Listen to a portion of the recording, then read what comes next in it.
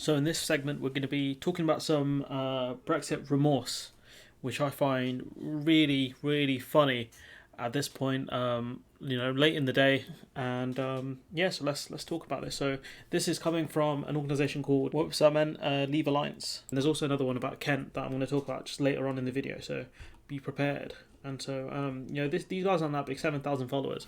For some reason, the Vet Cooper follows them. Don't know why.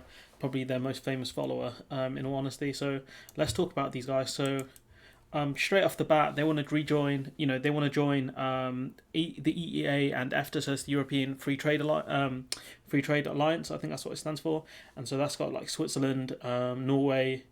I think Switzerland, Norway, and a few other countries. Iceland.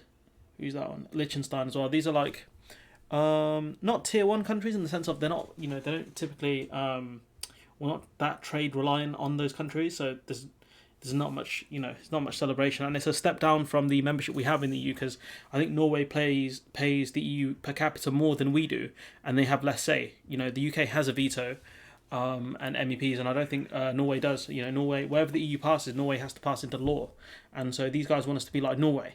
But that wasn't good enough for us. So let's dig into the main points here. So this is someone from the Leave Alliance tweeting. This is a long thread, so just bear with me.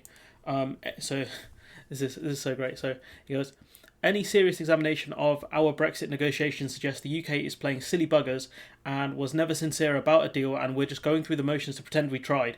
The headbangers have won, so now it's up to them to explain what comes next. So basically, this person's blaming the ERG. Essentially the European Research Group, for Brexit going badly. So joining the CPTPP is neither here nor there. We already enjoy free trade with 7 of the 11 countries, and the rest are minnows. The US deal won't be comprehensive, and by contrast with the single market, and it's difficult to see how it gets through Congress in this climate. And I think the Republicans run Congress, so I think it would be fairly easy to get through, especially the amount of concessions we're going to have to give. And so that CPTPP, whatever, all them letters, is a trade agreement between Australia, that trade titan, Brunei, Canada, Chile, Japan, Malaysia, Mexico, New Zealand, Peru, Singapore, and Vietnam. So, some good countries, but the problem is they're very far from us, on the, the ends of the earth really from us. And so, the trade, the more you trade with them, the more expensive it is to export things and import things from them. That's typically why you do trade deals with countries nearby. So let's keep going. If you've been paying attention, you know that our custom systems aren't ready, and driver-accompanied loads need a permit to even approach the ports. No deal very much buggers our EU trade and adds unsustainable customs and red tape overheads. But I thought we were getting rid of red tape, man. What's going on? So we're not adopting any of the EU product regulations, but in order for us to function, we'll need to unilaterally recognise, meaning EU goods have no problem getting into the UK, but UK goods have a problem out, and that's because if we have lower standards than them, they're going to be like, yo, what's that coming in? Is that chlorinated chicken? Get out of here. And so because they have higher standards than us, anything coming in is automatically, as good as or better than what we have, so it's fine to come in. Now, don't get me wrong, there's nothing especially wrong with making ideological political choices that sometimes there is, if it's not as good as the system we have now. If you wanted to, socialise some parts of the economy when it's better to just let businesses run it, then you've made a mistake. So I disagree with that one. And we've chosen total severance from the EU in every respect. But at this point, it's basically a basic courtesy to tell the rest of us what Plan B is. Hang on now, we were told by people like Gove, we can't tell you what the plans are because the Remainers will scupper it. So you really need to have a word with your boy Michael here. So you've been able to grunt about WTO rules for the last 5 years, which got you this far, talking about Brexiteers and the ERG. But come January, the fantasy will be tested by reality. That's a very scary thing, when fantasy meets reality, bad things can happen. And with a dysfunctional customs administration completely unprepared for the task, it will be helpful if we could have some answers. Lol, you ain't getting no answers, fool. Have you not been following the last few years? It's kind of important now since Chancellor Sunak appears to be throwing money around like candy, which he kind of has to do because the economy has to be propped up. Otherwise, you're going to get American levels of unemployment, and you're going to be looking at not a Great Recession, but the Great Depression levels of problems. So I wouldn't criticize him too much for it. Superficially appealing, though it may sound, it's kind of contingent on the UK being able to pay it by the way of making and exporting things. So we don't manufacture enough and export enough. We're a service based economy mainly, and by not having good free trade deals in place, it makes it much harder for us to export things because of regulatory checks and tariffs.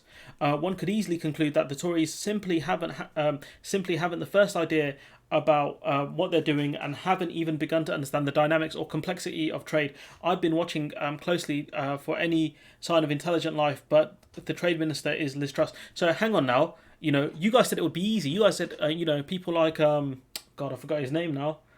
Said it'd be the easiest trade deal in history and all this stuff. We told you, Remainers told you that wouldn't be the case. And now you finally get it. Now you finally understand. It is perhaps impertinent of me, but might I suggest we leave the Americans to get on with their little midlife crisis and have a debate about this. Instead, we have less than 6 months before ish hits the fan, and so the Americans are arguing over a lot of things right now. But yeah, they're gonna have us in any trade negotiations. Even Joe Biden would do well. And so here we have some some Brexit remorse here, and there's more, ladies and gentlemen. Let's keep going. So these days I'm heavily skeptical of Brexit and the mess it will surely be, but. We are where we are primarily because we had to fight for it 3 times. Voting in good faith in a referendum wasn't enough. Remainers own this mess as much as Tories. Get lost. You own this, mate. You own this because you didn't win the referendum, but you won it by telling lies. You won it by saying we'll get a free trade deal, EZ, mate. So this is on you guys as well. Don't try and blame us. This is on you. You had to win an election. So Cameron steps down. Then you could have had your boy Boris in. But he got stabbed in the back by another Brexiteer, Gove, so we ended up default with May. So that's not on us, that's on you guys. You can blame May saying she's a Remainer and she didn't want to leave that far, but you want an EFTA style trade deal, which is something that May sort of pushed to an extent, but she didn't want free movement. She wanted some free trade and she wanted to keep Northern Ireland with us. So this is on you, bruv. Don't try and blame Remainers now. This one's on you, big man. And so you can see some Brexit remorse here. It keeps going. Vote leave. David Cameron wants Turkey to join the EU. How will our NHS cope? Let's take back control. And what do we see here? Turkish Foreign Minister says trade deal with the UK very close. Ankara hoping to negotiate a separate immigration deal that would grant Turks special status when the UK implements new immigration rules in the Brexit era. So hang on. First you say, we don't want Turks here in this country and, we don't want free movement from Turkey. But now we're going to get, maybe not free movement from Turkey, but they're going to get special status. So, which one is it? Which one is it? Absolute frauds. And so we've got more local anger over parks for post-Brexit lorry at Ashford. So basically, a lot of the lorries that can't be checked, I think they're going to go to this... they're going to build a car park here and they're going to get checked there. And so get this right, this is the kicker, right? A lot of local people don't want this. The local MP doesn't want this. So the plans were secret until so this article from the 12th of July. The plans were secret until Friday when 10th. Sorry, I'm being stupid. It'd be the 10th they were told. So the plans were secret until Friday when the local council was contacted out of the blue by the Department of Transport and told the land was now in public ownership and earmarked for temporary capacity. For the holding delayed of HGVs, heavy goods vehicles, so lorries and stuff like that, and facilities for border-related controls to be carried out by government agencies. And, so who's angry about this? Conservative MP Damien Green. The lack of consultation has triggered anger. Damien Green, the town's Conservative MP and former close ally of Boris Johnson's predecessor, Theresa May, said he was opposed to the site, tweeting it was unfair to Ashford and it was too near to too many homes. I think he voted Remain in fairness, but do you know who didn't vote Remain? Kent. So here we look down here, over 970,000 people voted in the county, cast a vote in the historic referendum. 59% voted to leave, 41% voted to remain. So you guys knew what you voted for. That's what you told us. Well, I know exactly what I'm voting for. So why are you mad? Why are you mad, bro? Like, you should be okay with this because this is what you guys voted for. Unless it wasn't and you guys were duped and you're only just figuring that out now. Because the way this guy's going, or these people going, they want to rejoin EFTA. EFTA's a step down from our membership in the EU because we may have to pay more in and we'll have less say. So look, you guys can accept you're wrong. It'd be the worst victory lap ever. I'll take it. I'll take it all day. But admit you were wrong and admit it was a fantasy. because that's what it is. You might have been able to do it intelligently if you had a decent government in place who actually cared about people and actually understood how global trade works, but you didn't. You voted for headbangers and idiots. So this is the outcome of that. And if you think like this guy in my YouTube comment section, WTO please, yeah, have it, fam, because it's gonna be grim.